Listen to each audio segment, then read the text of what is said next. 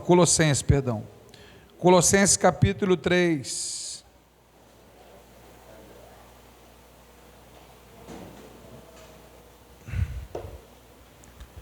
Capítulo 3 de Colossenses, versículos 16 e 17.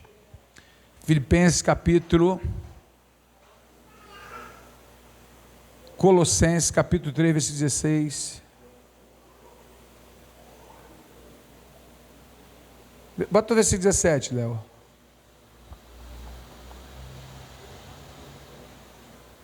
Não, então bota o Filipenses capítulo 2. Deixa eu ver se é o 2. Eu deixei salvo ali no meu capítulo 2, versículo 16 e 17.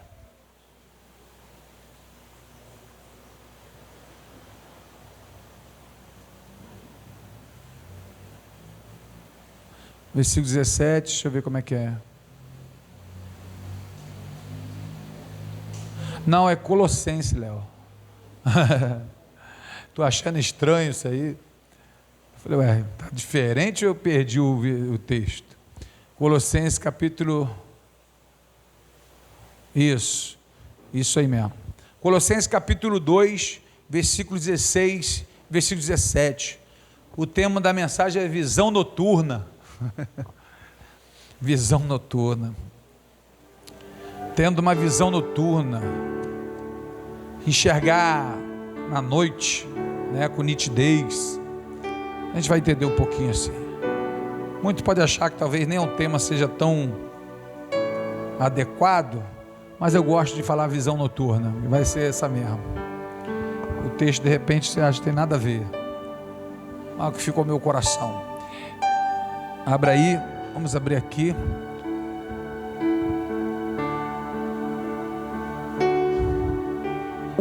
Essa música está aí ou está aqui? Está aí? Não, pode tirar esse fundo aí. Deixa só no final aqui, a gente levanta com o marquinho aqui. Diz assim a palavra de Deus: portanto, ninguém vos julgue pelo comer ou pelo beber, ou por causa dos dias de festa, ou da lua nova, ou dos sábados, que são sombras das coisas futuras, mas o corpo é de Cristo. Amém? Deixa esse versículo aí, eu quero falar sobre isso daí. Senhor Deus, obrigado, Senhor, por esta noite maravilhosa de palavra, de oração, de louvores, que estaremos entoando aqui, Senhor, para a glória do Teu nome. Já agradeço ao Senhor por tudo que o Senhor tem feito e há de fazer para a glória do Teu nome. Fala com o Teu povo, me usa como canal de bênção e aviva o Teu povo no meio dos nossos dias, para a glória do Teu nome. Toda honra, glória, louvor e poder seja dado ao Senhor, para o Senhor, em nome de Jesus. Amém, Jesus. Amém, meus irmãos? Poderia sentar, vamos ocupar as mãos, vamos aplaudir o Senhor Jesus, bem forte. Glória a Deus, aleluia. Se assente aí, é bem confortável, e vamos ouvir a mensagem de Deus. Coisa interessante, essa mensagem de Paulo já está dando à igreja de Colossos. Colossos acredita que Filemão, uma das cartas de Paulo a Filemão seja morador de Colossos, um homem muito rico, e Colossos já passava por alguns problemas, que no decorrer dessa carta aí, você vai ver que Paulo vai falando de pessoas que estão julgando as outras por causa da vestimenta, sabe, por causa dos dias, porque um come uma coisa, outro não come outra, e Paulo fala para não julgar por essas coisas. E aí eu acho interessante, é esse texto aqui que eu quero pegar hoje, fala visão noturna só porque tem alguma coisa de sombra ali, que são sombra das coisas futuras, mas o corpo é de Cristo. É muito interessante Paulo dizendo que muitas coisas no Antigo Testamento estão figuradas. Na realidade, elas foram feitas para justamente no Novo explicar. Coisa tremenda, Muitas coisas. Nós vamos falar de algumas coisas aqui. Mas o que eu quero trazer com isso, também para a sua vida, eu quero te trazer paz, mediante a palavra, a segurança, porque já no livro de Mateus, só para você ter uma ideia, Há várias profecias já no começo do livro de Mateus, falando a respeito de Cristo, falando que a virgem concederá e dará à luz a um filho. Foi o profeta Isaías que falou isso, por isso que Jesus tinha que vir de uma virgem, né? E José, que era da tribo de Judá, a profecia, a promessa era pela tribo de Judá. Tribo, para quem não sabe, é como se fosse o nome de um grupo, né? De uma família. E Jesus veio da tribo de Judá, e tudo já figurando já daí do Antigo Testamento, porque no Antigo Testamento, Deus vai se manifestar ao seu povo no deserto, e Deus manda fazer um tabernáculo, né? Uma tenda gigante lá, tudo preparado, né? Para que Deus habite no meio do povo. E é interessante, eu estava vendo com o arqueólogo, Dr. Rodrigo Silva, e outro arqueólogo inglês também, estava o tradutor nessa live, e eu achei muito interessante que as tribos, elas iam acampando do lado do tabernáculo, né? Tribo de Benjamim, tribo de Rubens, né? Tribo de Dan, Efraim e tal, mas a tribo de Judá ficava na entrada da porta. É muito interessante isso. E ele disse que Judá ficava à entrada, era o caminho para a entrada do tabernáculo. E Judá também tinha, cada tribo, né, cada grupo tinha um símbolo, né? Aqui, por exemplo, seria um camelo. A Efraim seria um camelo. Aqui da nossa igreja, né? A igreja que tem cara de leão, a igreja do pastor Palharinho é uma galinha cheia de pintinhos, como Jesus falou, né? Que queria ajuntar Jerusalém como a galinha ajunta seus pintinhos debaixo das asas, protegê-la. Então cada um tem uma figura, né? Pomba, enfim. E aí Judá escolhe o leão, simbolizando força, né? Rei que governa. Então a tribo de Judá tinha um símbolo de um leão. E Jesus, como vem da tribo de Judá, é descendente da tribo de Judá, por isso que Jesus é o leão da tribo de Judá, aquela figura, né? E Judá era a porta, a entrada do tabernáculo. Então, para entrar no tabernáculo, o caminho era Judá, né? E por um dos motivos que é chamado Jesus o caminho, Jesus a porta, né? Jesus o leão da tribo de Judá, porque já desde o Antigo Testamento já ia figurando tudo. O profeta Isaías, 1000 anos antes de Cristo, mais ou menos, já profetizava: o Salvador virá de uma virgem, né? E assim foi concedido. Por quê? Porque se Jesus viesse de uma relação sexual, Jesus seria pecador, e Jesus não pode ter pecado, Jesus nunca pecou. Jesus na terra era 100% homem, 100% Deus. Jesus não era um pouco homem, um pouco Deus, não, era 100% homem, 100% Deus.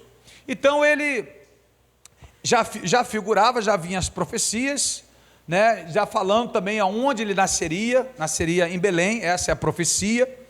E aí nós sabemos que quando Maria está grávida, que Jesus vai nascer, ela não está em Belém, ela está muito longe de Belém, mas sai um decreto, né? Sai um decreto que tem que registrar seu nome, acertar seu documento, né? Então é como se fosse assim, vamos supor que eu tenho uma profecia que eu vou nascer no Ceará, né? O pastor Clécio tem uma profecia que vai nascer no Ceará, mas a minha mãe está aqui em São João, né? Mas meu pai é cearense. É como se surgisse um decreto do governo, falar assim: olha, todo mundo tem que fazer o recadastramento para votar, e tem que ser na sua terra natal. Se não votar, pode perder seu emprego, vai ser multado, vai perder sua casa, enfim, vários decretos. Então o que meu pai teve que fazer? Ir para o Ceará. Mas tudo isso já era plano de Deus também, porque eu tinha que nascer lá. Jesus tinha que nascer em Belém. Então, como José era de Belém, né, ele teve que colocar Maria, já quase ganhando Jesus, num jumento. Imagina, meu irmão, daqui lá para a região dos lagos, mais ou menos, de jumento, Zé? Eita glória, com corsinha tá ruim, né? Com corsinha tá ruim.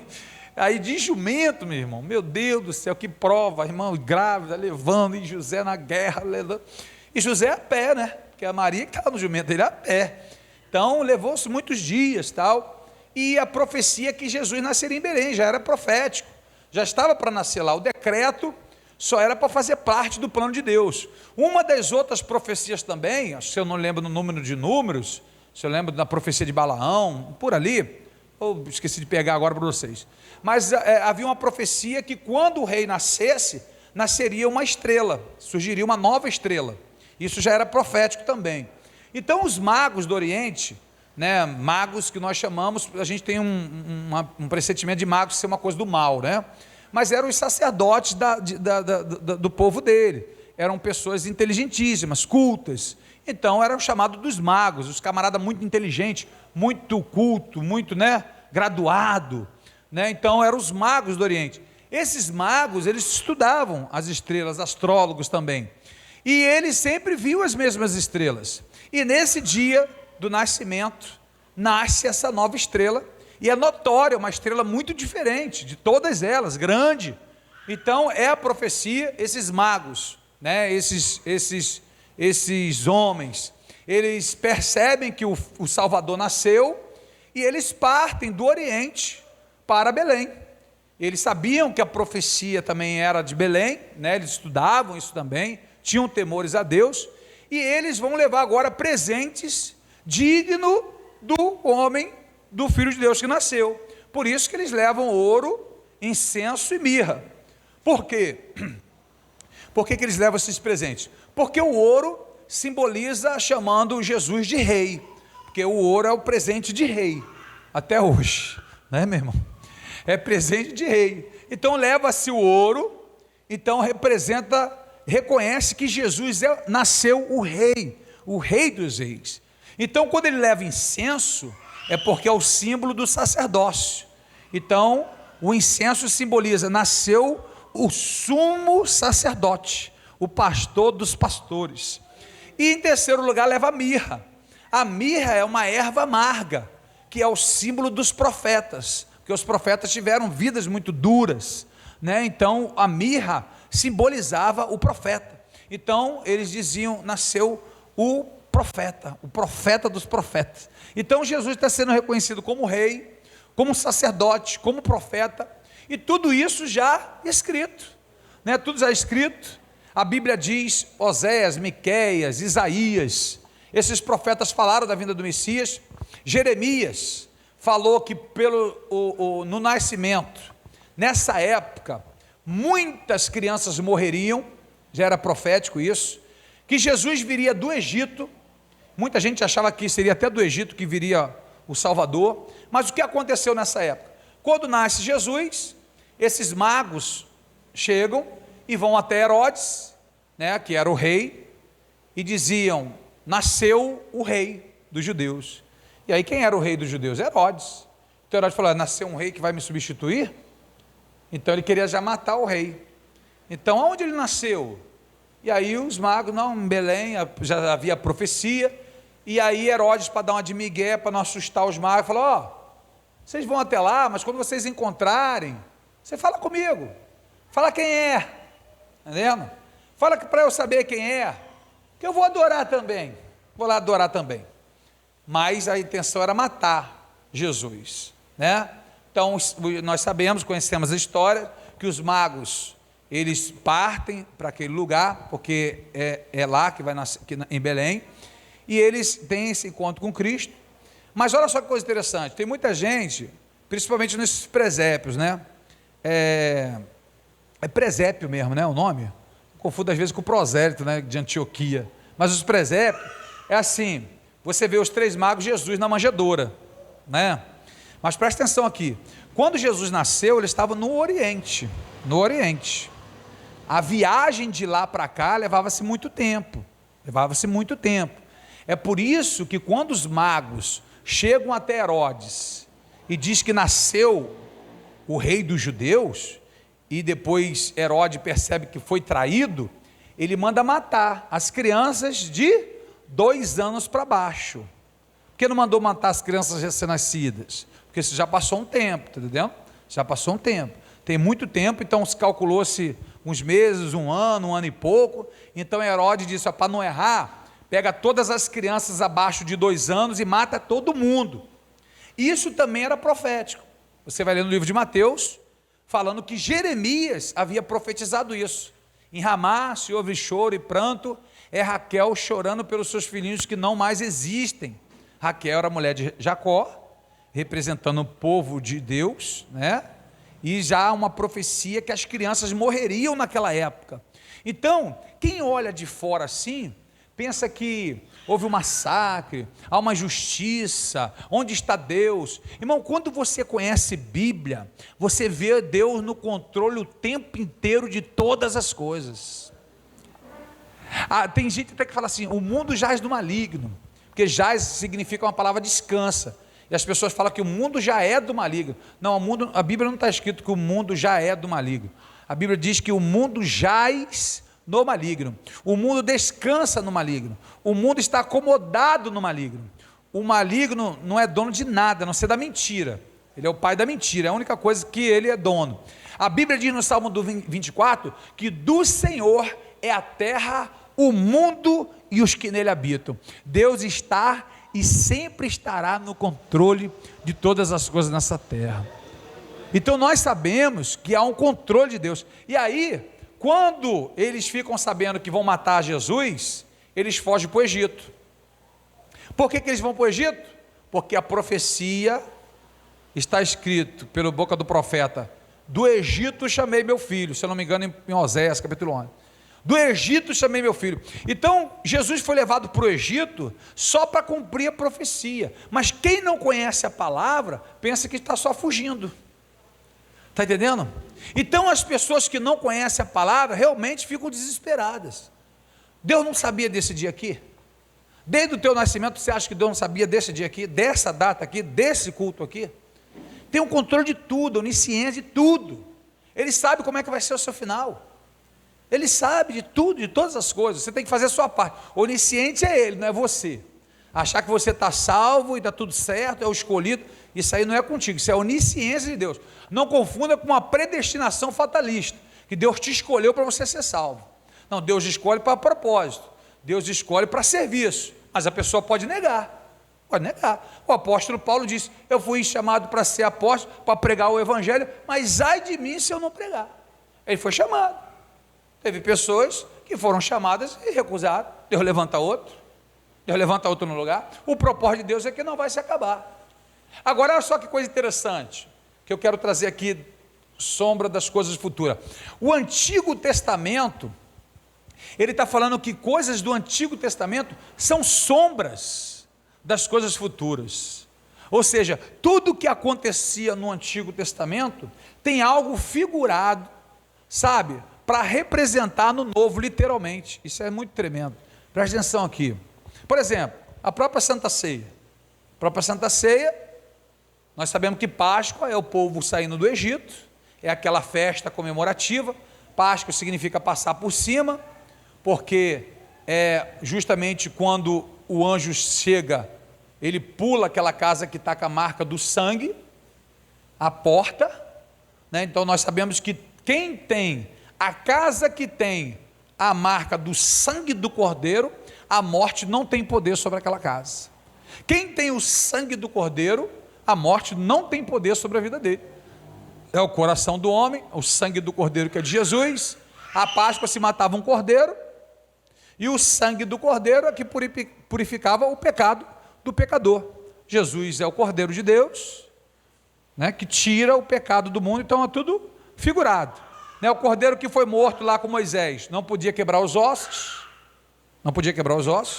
quando Jesus está morrendo na cruz do Calvário, vão quebrar os ossos dele, e aí ele diz o quê?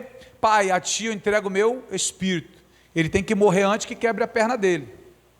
Eles quebravam a perna por alguns motivos, né? Quebrava a perna, primeiro por asfixia, que nome difícil, meu Deus, porque aí a pessoa que ficava pendurado, né, no madeiro, ela tinha um pé apoiado numa madeira ali, ela ficava para respirar, né, já tinha uma certa dificuldade, mas respirava. Então se quebrasse as pernas, a pessoa descia, não tinha mais como respirar, morria bem mais rápido, fora a artéria, várias coisas, outras coisas, então morria rápido. Então Jesus não pode ser quebrado os ossos dele, porque não quebrou os ossos do cordeiro lá no Antigo Testamento, e o cordeiro foi morto à noite. Jesus está morrendo de dia e vão quebrar os ossos do cordeiro de Jesus. Então Jesus entrega o espírito. Quando ele vai quebrar os ossos de Jesus, não precisa, porque ele já está morto. A Bíblia diz que é para que se cumprir a profecia de lá, porque são os ossos do Cordeiro, está no livro de Salmos. E aí Jesus entrega o seu espírito. Isso é figurado lá. E aí o Cordeiro de lá foi morto que horas? À noite. Jesus foi morto de dia. De meio-dia às 3 horas da tarde, virou noite. Por quê? Para ficar igualzinho, igual está lá.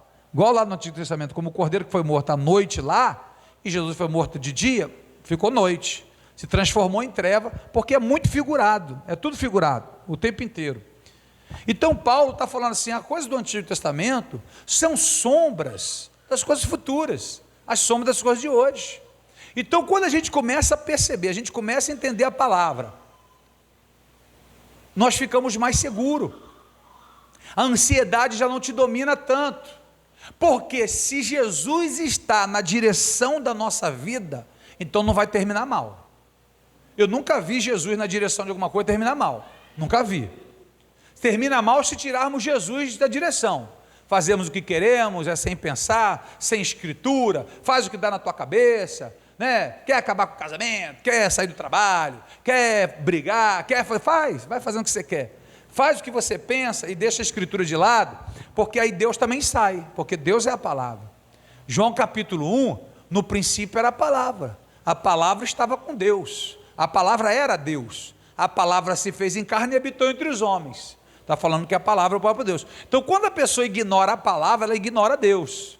É isso que a Bíblia está nos mostrando. E Paulo, voltando ao texto aqui, falando das coisas futuras. Aí eu quero trazer uma ilustração aqui, ilustração não, quero fazer um paralelo aqui, para que você entenda muito bem o que está acontecendo no dia de hoje.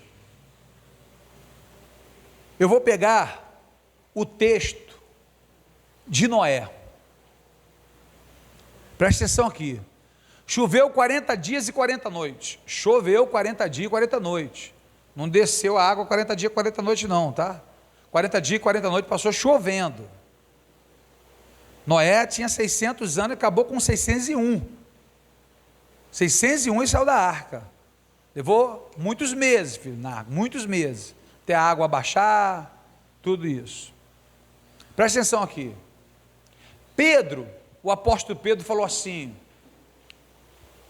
como Noé foi batizado nas águas, também tem sido no dia de hoje, porque Noé faz essa comparação, Pedro não fala com essas palavras, mas ele está dizendo, figurando que, quando Noé entra na arca e passa pelas águas, está simbolizando o batismo, de hoje, nossos dias.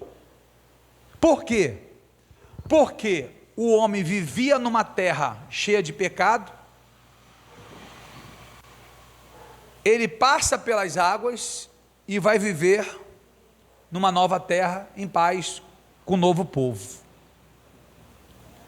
Uma pessoa que se converte a Cristo, ela sai do mundão de pecado, ela passa pelas águas para viver um novo mundo de Deus.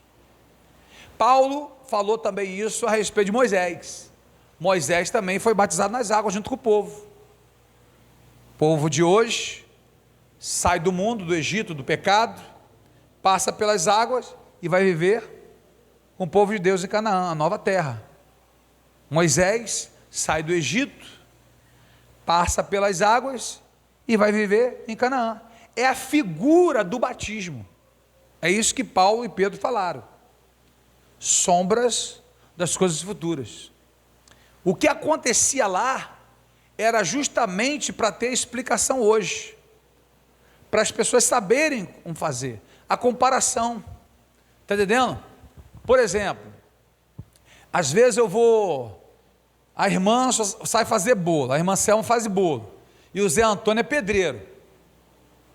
Aí eu falo para a irmã assim: irmã, coloca argila, coloca argila na tua massa, e dá um pouquinho de caldo para crescer a massa. Ela tem a menor noção. Aí eu tenho que falar mesmo na língua dela. Que ela assim: irmã, como é que você faz para crescer o bolo? Bota fermento. Então é isso aí. Então vamos pegar esse novo produto aí agora que lançaram para colocar no cimento. Ele dá o fermento, ele cresce, ele faz render. Então é esse produto que você tem que comprar para colocar lá. Ah, entendi. Quando você faz a comparação na vida, no mundo que a pessoa vive, entende, né? Você chega para um mecânico e um médico. Você chega para um médico, doutor, o que eu tenho? Meu irmão, você tem problema na esfíncter. É esfíncter, irmão. Camarada, meu irmão, o que é esfíncter, irmão? Aí eu tenho que chegar para o Zé Antônio, sabe o que é um esfíncter? É esfíncter, irmão? Como é que é o nome? É esfíncter mesmo? Para não errar aqui, está gravando, passar maior vergonha aqui gravando. Não, e aquela, a válvula? De uma ligação para outra, parece que é um esfíncter, de um órgão para o outro, ou uma ligação. Como é que é o nome daquilo? É um controle?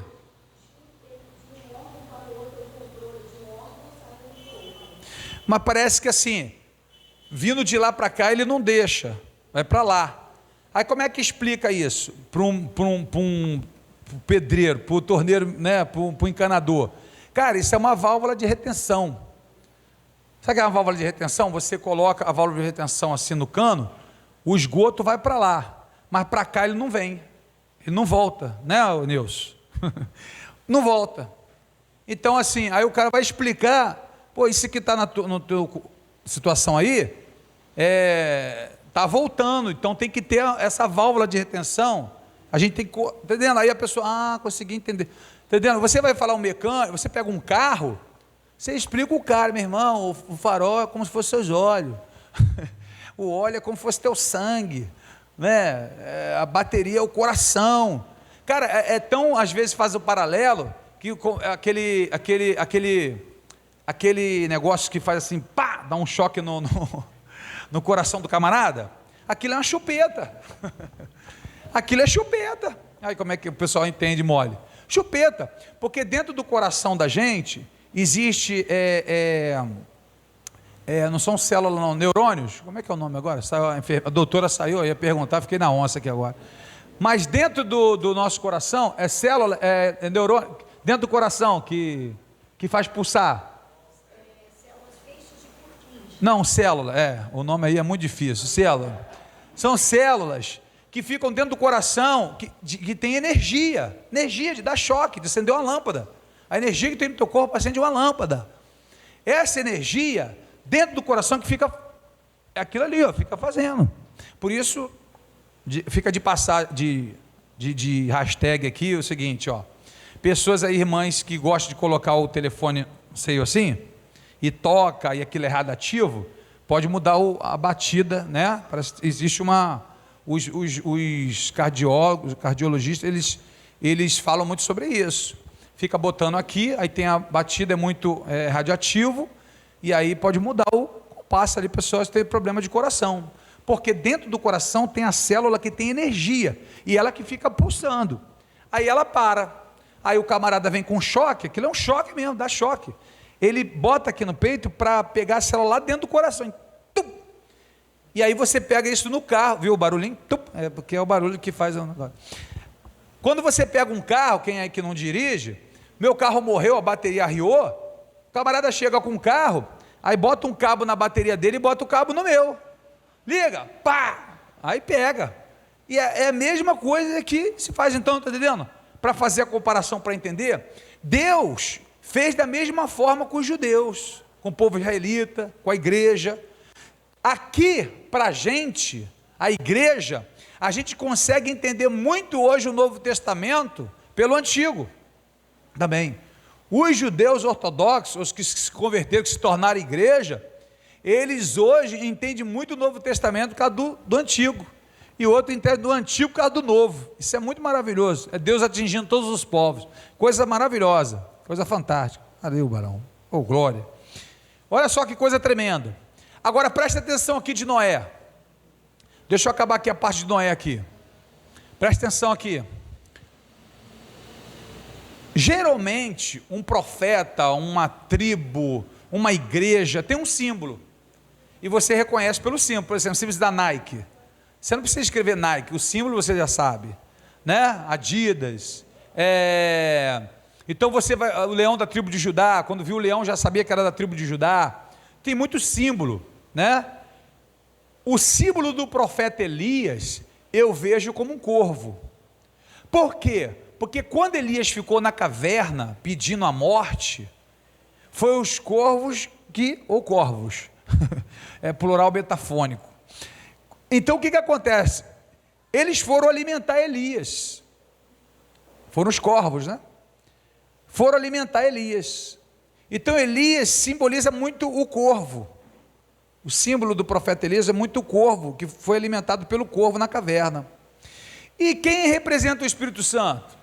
A pomba, diga a pomba, te ajudar. A pomba nós sabemos que é o símbolo do Espírito Santo, desceu sobre Jesus, no batismo nas águas, a gente sabe disso. Presta atenção aqui agora, hein? A Bíblia diz em Malaquias capítulo 4, verso 5, que antes de vir o Messias, teria que vir o Elias. O profeta Elias teria que vir primeiro e depois viria o Messias. É por isso que os judeus tiveram dificuldade de aceitar Jesus, porque eles esperam o Messias chegar.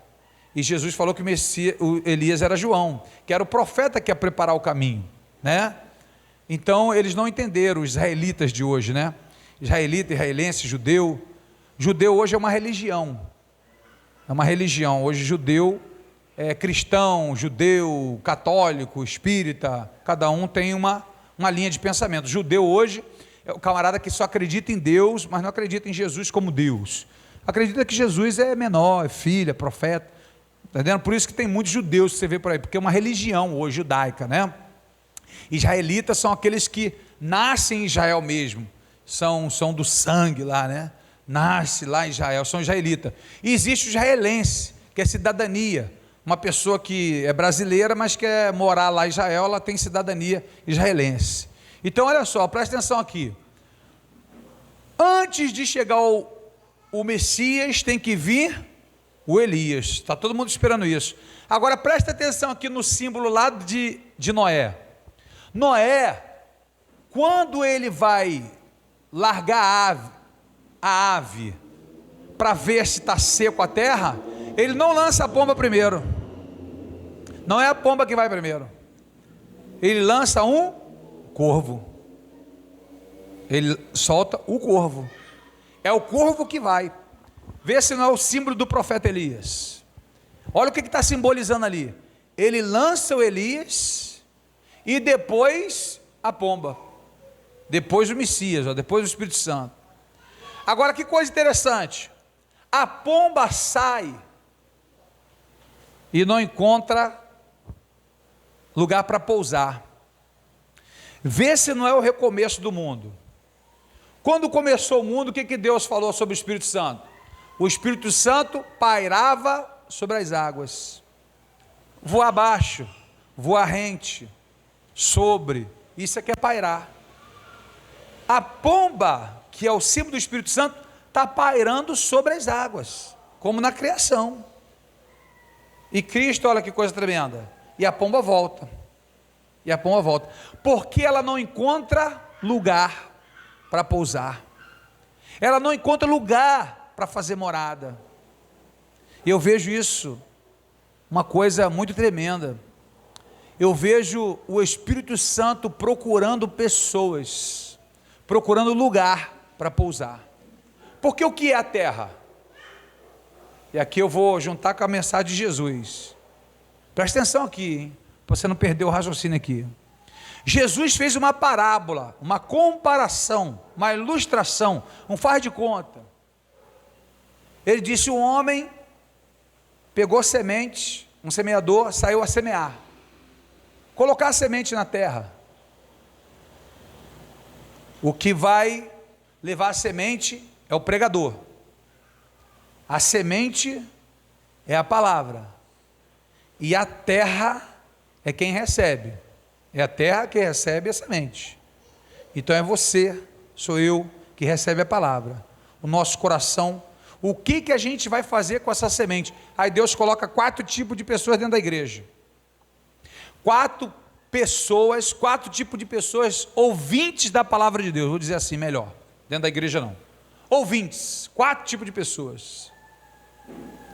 A primeira pessoa, Jesus diz, é aquela pessoa que o semeador pega a semente, lança na terra, no coração dele, ele ouve a palavra, mas veio uma ave do céu e comeu todas aquelas sementes.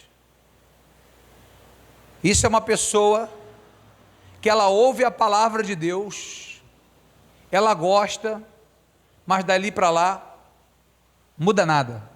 Isso é um tipo de pessoa, muda nada. A palavra foi bonita, foi bacana, gostei, mudou nada a vida dele. Há um segundo tipo de pessoa, que o semeador, o pregador, leva a palavra, lança a semente, a pessoa recebe, mas o solo é duro. Nasce um pouquinho, mas não cria raiz, porque é muito duro e a planta morre. Pessoas que ouvem a palavra de Deus, até recebem com alegria, mas tem um coração duro, sabe? É do jeito dele, da forma que ele pensa, tem que ser da forma que ele quer, e assim não dá para ele. Coração duro, é um outro tipo de pessoa. Terceiro tipo de pessoa, ouvindo a palavra de Deus. O pregador prega, o semeador sai a levar a semente, o pregador prega, lança a semente, a pessoa ouve, brotou, cresceu, mas os espinhos sufocaram aquela planta e mataram aquela planta.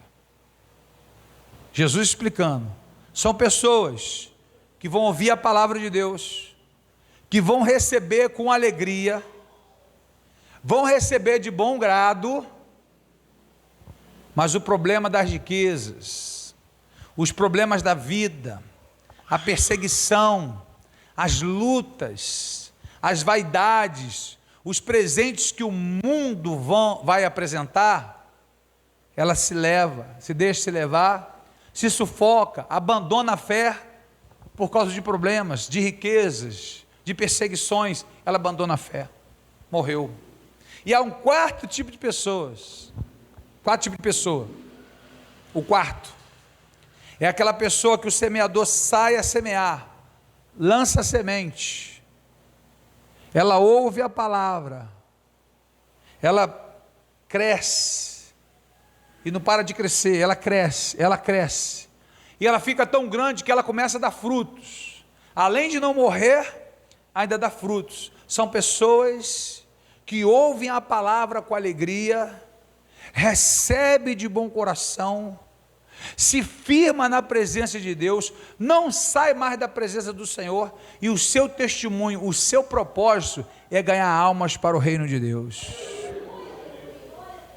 Agora dá para perceber que é 1 de 4? Deu para perceber que é 25% só?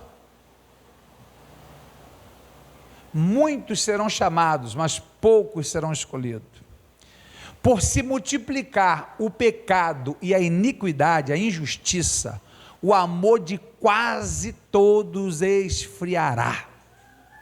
Perigoso, né, meu irmão? Quase todo mundo. Minoria serão as pessoas que vão querer compromisso com Deus por quem Ele é, e não pelo que Ele concede, não pelo que Ele dá. Quando Noé lança a pomba que ela sai, as primeiras vezes, ela não encontra lugar para pousar, não tem, não acha, está difícil, e tem que voltar para a arca, e sai de novo e volta para a arca, e sai de novo e volta, porque está procurando. Por que você acha que a Bíblia diz, em João capítulo 4, Deus procura verdadeiros adoradores?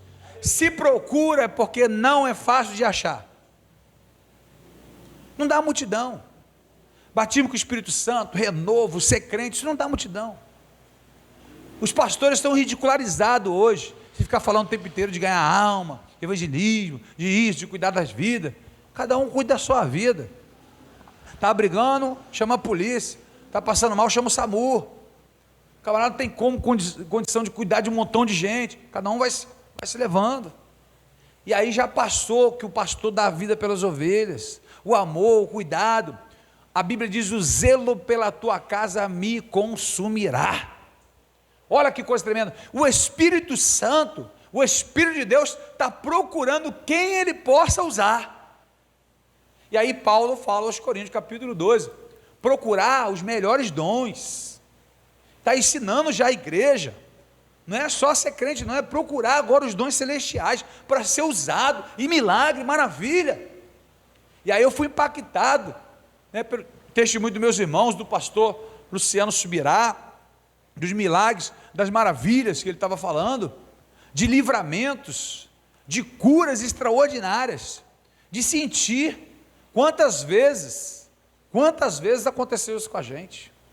Quantas vezes? Ó, a última aqui agora, mais recente, estava ali no News, e o News pediu para medir uma laje, e eu fiquei ali na loja. O rapaz falou assim: não dava para ir lá medir a laje, não, vai vir um outro dia, tal. Eu falei: poxa, eu tenho que ir lá agora, porque eu também não sei não, senti de ir lá. E aí eu botei no meu carro, e aí fui com ele no meu carro, foi lá, está sentindo, e eu falei: tem alguma coisa lá. Sabe que você vai sentindo aquele sentimento, vai sentindo lá, vai sentindo. Conta a tua história. Não, eu sou presbítero. Amém, varão. É porque tem alguma coisa estranha. Não sei. Não, tem um problema com a minha filha. Sua filha? É mesmo? Fala para mim. Poxa, eu não falo com ela, fala comigo, teve problema, tal, aquela coisa, aquela situação. Foi explicando. Quando eu cheguei na casa do meu homem para medir a laje, pensa, o camarada não consegue medir a laje. Falei: irmão, não vim aqui para medir laje não. Tem algum problema aí? Fala aí, conta a história. Não, tem um problema lá embaixo. A menina morava lá no porão, né? Tudo sujo, tal, aquela coisa toda. Tal. E aí, ela falou: não, mas ela não recebe ninguém. Ela não vai nem te atender. Falei: irmão, se o Senhor me trouxe aqui, nem ela impede eu entrar lá. Me leva até lá, me deixa lá na porta. Me deixa lá na porta. Bati lá na porta. A menina atendeu. Falei: jovem, tem que entrar aí. Não, mas o que eu falei? Só, tem uma laje para fazer lá em cima, ó, na hora, ó. A sua casa é a última. Eu tenho que ver a fundação para ver se eu posso fazer a laje lá em cima. Não tem nada a ver. Era outra casa. O garoto, eu sei que ela não entende de nada mesmo, entende de obra. Falei: não, eu tenho que olhar a fundação da sua casa. Então tem jeito. Quando eu entrei, meu irmão, já veio chegando o reino de Deus comigo. 5 crianças, aí tudo sujo, a menina em depressão e tal. Deus já foi revelando a vida, já foi revelando o passado, já foi revelando. Eu falei, aí brinquei com as crianças, falei: só vou te falar tudo que o Senhor vai falar na sua vida agora. Você por esses dias já tentou se matar, você está em depressão, essas crianças, fui falando isso, a menina já caindo em pranto, a menina já em choro. E aí quando oramos, saiu o demônio, saiu tudo daquela casa, sabe, chama os pais, aí chamou o pai, chamou a madrasta, veio todo mundo se abraçando, chorando, uma glória para todo mundo chorando também. Eita glória, aleluia, meu irmão, vamos chorar todo mundo junto, essa glória. E aí todo mundo abraçado, né? Hoje ela estava aí, viu aí, aqui, amanhã, aquela menina, 5 filhos, a menina se converteu, todo dia, manda mensagem: pastor, estou firmona, estamos para a glória, vamos ajudar, estamos aí, estamos juntos, eu estou indo com a minha madrasta, estou indo com o meu pai, já ajeitei minha casa, já limpei minha casa, já ajeitei tudo, meu filho, agora é só glória, é poder e tal. Aí você vê, ó, hoje, a menina veio me ajudar no ministério infantil, ela trouxe 5 filhos dela, Cida trouxe mais 5, porque não trouxe os 10, 15 crianças. Ela falou assim: pastor, mas eu gosto de cuidar de criança, estou aí para ajudar. Amém. Aí foi as filhas da Cida, na maiorzinha, aí ficou em sempre, ligou a televisão, ensinou, preparou as revistinhas, preparou o negócio, aí dando aula, né, e tomamos um cafezão bonito do Zé aqui, ungido, cheio de oração no café, tem até cura, as crianças todas maravilhadas, tal, a menina, pastor, já tem uns meses isso, cheio de fé, a família convertida, a casa restaurada. Foi por causa do pastor? Não. O Espírito Santo quer usar todos nós. O negócio está disponível. O Espírito Santo está pairando sobre as águas. ali de Noé, porque não tem lugar onde pousar. Aonde a pomba tem que pousar? Na terra, numa árvore. E o que era a terra? O que é a palavra da semeadura que Jesus falou? Era o coração do homem, era buscar os dons celestiais. Falei para vocês aqui. Isso aqui, irmão, acontece naturalmente. Não vou botar o dia da profecia, o dia da revelação, o dia que não, você vai fazendo a obra de Deus e Deus, o Espírito vai te guiando. Se você vive em consagração, uma menina lá no pastor Fábio, fui encerrar a pregação lá no pastor Fábio, quando eu estou dando a bênção apostólica, que a graça do Senhor Jesus, o amor, até a menina entrou e ficou sentada lá no último banco chorando, em pranto. Eu falei assim, não vai encerrar não, Deus já me revelou o sonho da menina. O sonho da menina, nunca aconteceu isso na minha vida. Falei, jovem, eu vou te falar porque você está chorando, Deus já está me contando o teu sonho. Se eu estiver mentindo aqui, você fala aqui agora, porque o Senhor está falando assim, você sonhou que o seu companheiro te traía, agora já começou a gritar mais na igreja, te traía, e você mandou ele embora de casa agora, e você está aqui porque você se separou dele, você sonhou, e nesse sonho você falou, Deus me revelou, e você mandou ele embora de casa. Pensa na menina em pranto, gritando dentro da igreja. Foi isso mesmo, eu mandei ele embora agora, porque ele está me traindo. Eu falei, não senhora, o Senhor está me dizendo aqui, não foi eu que te dei esse sonho. Isso é obra de bruxaria para destruir teu casamento. Aí gritou mais ainda, garota. A garota vai ficar rouca dentro da igreja. Conserta a tua vida agora. A menina, eu vou agora atrás dele. A outra mulher que pediu oração, eu fui orar por ela para a gente encerrar o culto. Deus me deu uma visão, um anel de ouro, com a bola vermelha em cima do anel de ouro. E aí orando pela mulher, eu vi o anel, mas falou nada, só estou vendo. Olha o que veio a minha mente, porque quando algo é de Deus, tem algumas formas que Deus faz. Uma é você falar e depois você ficar pensando que você falou, que você tipo não queria falar e saiu falando. E aí depois você fica assim, meu Deus do céu, o que eu falei, Jesus? Agora eu estou perdido. Como é que isso vai acontecer? Isso acontece. Outra coisa, vem a sua mente, o seu coração para falar, que você pode ter controle. Porque na época do profeta Samuel, acredita-se haver escola de profetas. A entrega da revelação, olha o que aconteceu lá no pastor Luciano Subirá. O irmão foi orar também por todo mundo, tinha uma mulher no meio do povo assim, e falou assim, Deus está me revelando a vida da senhora aqui. A senhora está aqui em depressão, querendo se matar, se culpa, nunca conseguiu se libertar disso, porque você tentou abortar teu filho umas 3 vezes, você não conseguiu, e aconteceu isso, e agora eu estou chorando, e glória, e cura, e milagre, Só que o que aconteceu? Era uma revelação, que ele tinha que chamar para ela, e não ser impuro, entendeu?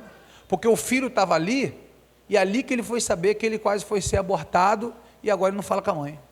Olha o problema que o profeta arrumou. Teve um profeta, que ele entregou a revelação certa, mas ele viu o anel de casado, falou que ele era casado, a revelação era certa, mas por ele ter visto a aliança, ele falou da esposa dele, não era. Então assim, tem muita coisa realmente que acontece, que a gente tem que saber até falar. Por exemplo, aconteceu um caso que eu estava orando por veio um casal e pediu a oração à frente. Quando eu fui botar a mão, o Espírito já me impediu. Coisa tremenda, né? Impediu de orar. Poxa, eu falei, tem alguma coisa errada. Era amante, o casal era amante. E aí eu não conseguia orar. Eu falei, poxa, eu não estou conseguindo orar por você, jovem. Nunca aconteceu na minha vida também. Não, para pedir oração, mas poxa, eu vou ter que conversar com vocês dois, porque eu não estou conseguindo orar por vocês, estou sendo impedido pelo próprio Espírito. Aí eles ficaram olhando um para o outro, saíram, né, disfarçaram e tal. Aí veio o irmãozinho, né, da igreja e falou assim, sou amante, pastor, orar para abençoar um homem que era casado, entendendo?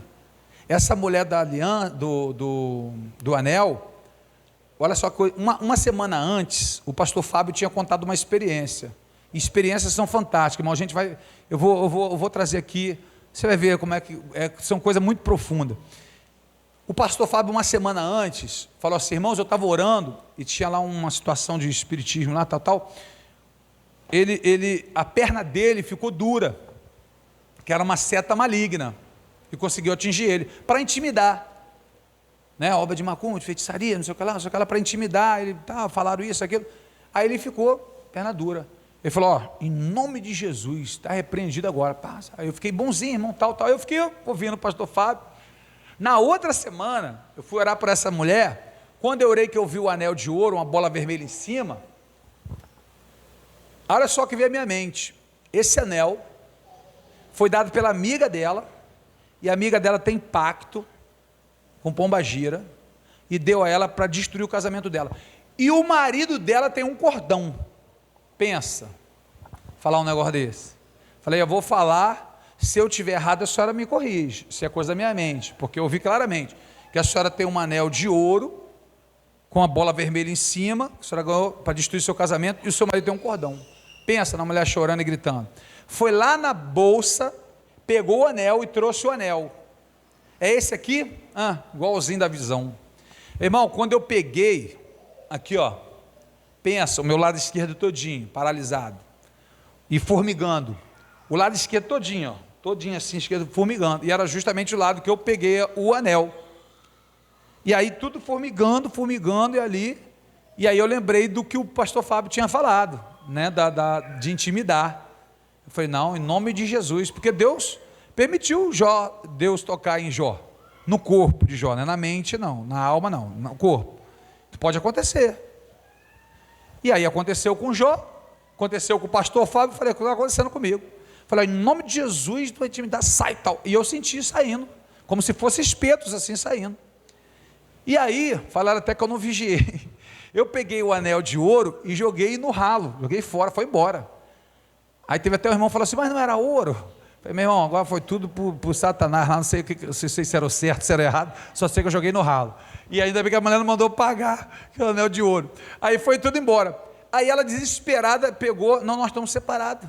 Ela pegou na minha frente, ligou, chorando, pedindo perdão ao marido, tira esse cordão agora, que eu estou indo aí para você. Pastor, eu dei o cordão a ele que eu recebi desse anel, então vamos lá, e foram restaurados. Quantas famílias poderiam ter sido restauradas? Quantas obras do mal podem ser aniquiladas, destruídas, se o povo consagrar? Porque a gente está com a mente de querer buscar Deus só para ter um milagre, para ter uma cura, para a gente. É minha cura, é meu milagre, é meu carro, é meu trabalho, mas não doa nada. O povo não quer doar mais nada. É só vir a nós, ao vosso reino nada.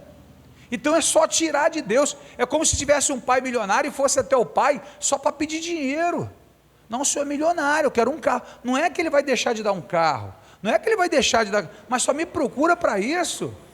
Não procura para saber se eu preciso de ajuda, me levar no médico, passear comigo, vir curtir comigo, comer comigo, nada. Sabe, só queremos arrancar de Deus. Irmão, Deus é Pai, irmão. Sabe por que a Bíblia chama de Deus Pai? É para que, mesmo que você seja um ignorante, que você não entenda nada de Bíblia, mas você sabe um sentimento de pai com filho, não sabe? Você sabe. Você ou tem um pai, ou você é pai, ou você já teve pai. Você não nasceu sem pai. Todo mundo sabe a relação de um filho com o pai. Como é que você gostaria que seu filho fosse contigo? Como é que você gostaria que seu pai fosse contigo? Seja você primeiro, seja o exemplo de filho. Então é se preocupar com o pai. Ele pode ser o todo-poderoso, ele pode ser o criador do céu e da terra, ele pode ser tudo, mas ele se preocupa com o teu pensamento sobre ele. Ele se preocupa com você, ele nos ama de uma forma tão poderosa que nem você e nem eu temos noção, que ele teve que vir aqui para morrer no nosso lugar. Jesus uma certa vez falou para Pedro assim, o que estão falando aí que eu sou? Marquinhos, me ajuda aqui com... O que estão falando aí que eu sou? Estão falando que o senhor é um profeta, estão falando que o senhor é Jeremias, estão falando que o senhor é Isaías, estão falando que o senhor é João Batista que ressuscitou.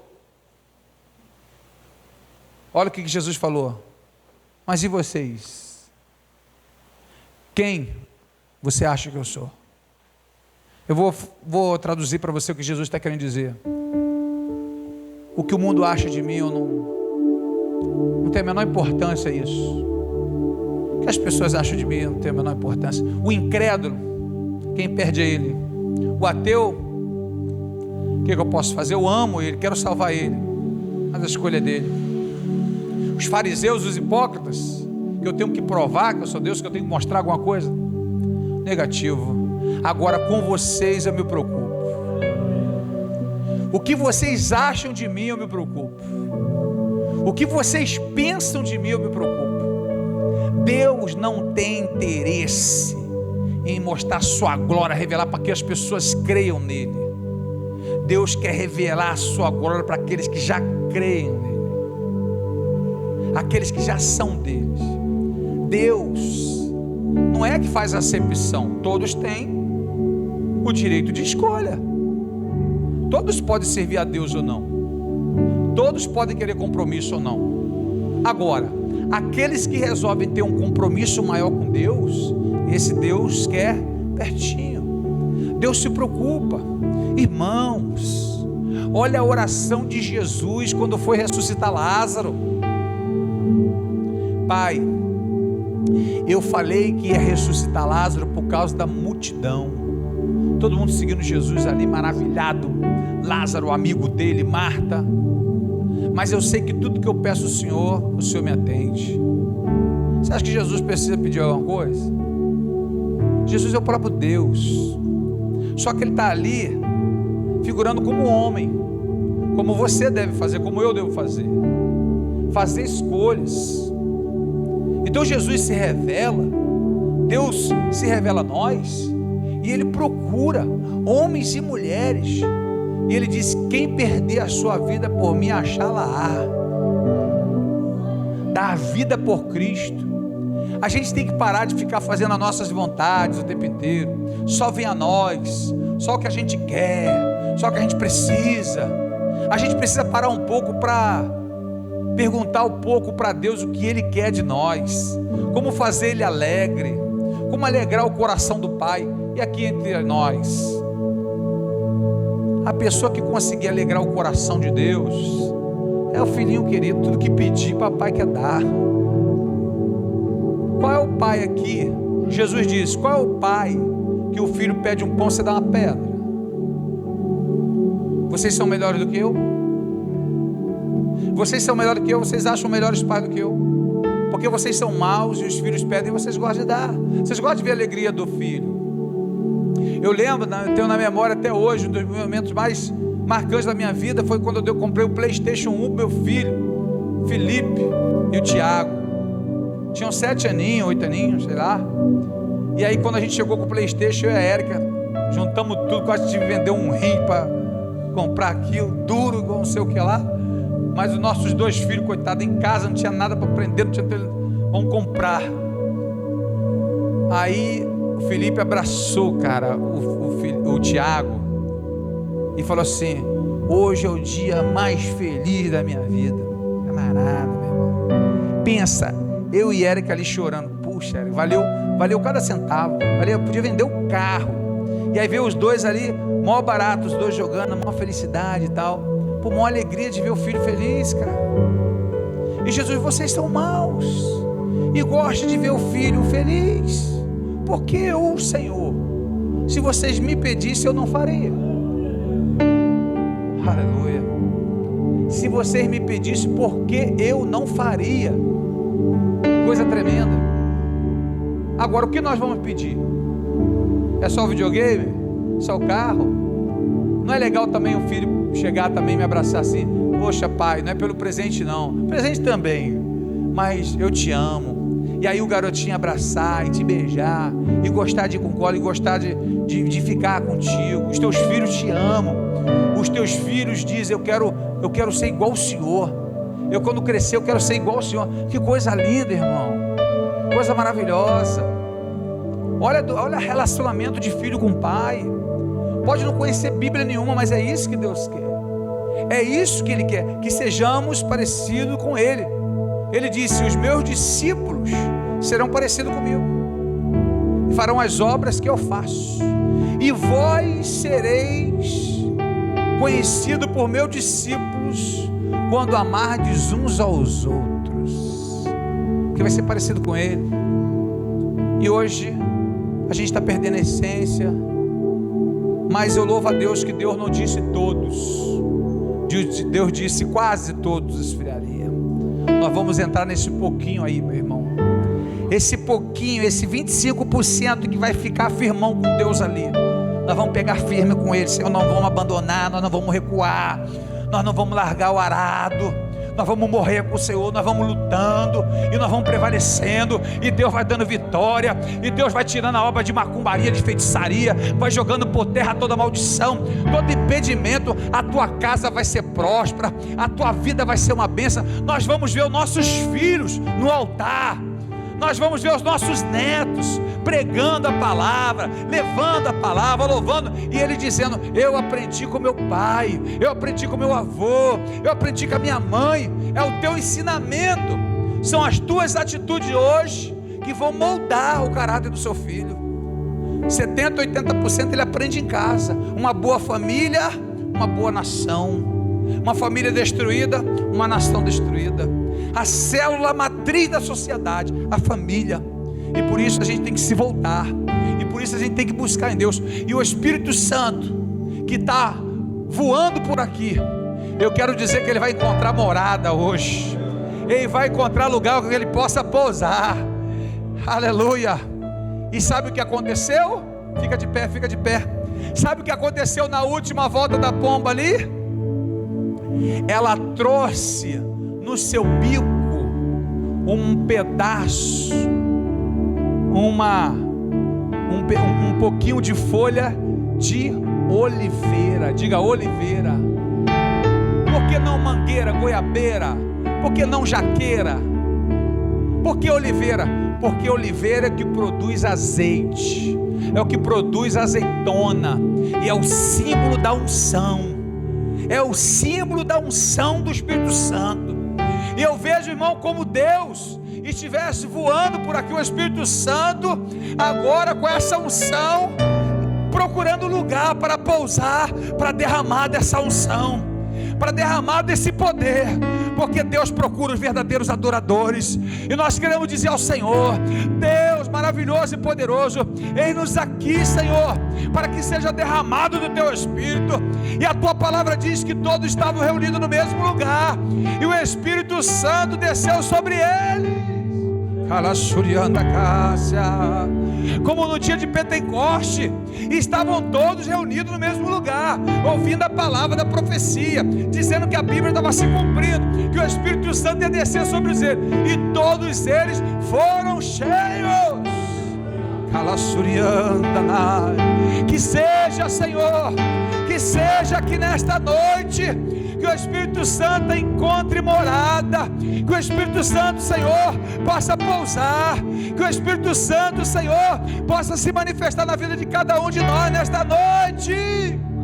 Aleluia. São sombras das coisas futuras, Senhor. Aleluia.